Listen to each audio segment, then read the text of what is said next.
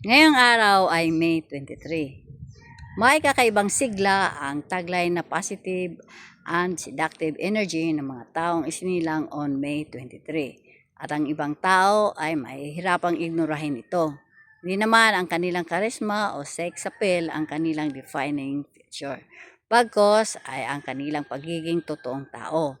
Mahuhusay silang mga problem solvers at handa nilang ilaan ang lahat ng kanilang oras sa pagtulong sa kanilang kapwa. Kinakailangan nilang matutuhan na magsalita ng hindi paminsan-minsan upang malaman ng mga tao sa kanilang paligid ang kanilang boundaries and limitations. Ang kanilang mga positibong katangian ay ang pagiging ingenious, sensual, and convincing. Samantalang ang pagiging unaware, passive, and self-effacing naman ang mga negatibo. Pretty power to, what I desire from others, I already possess.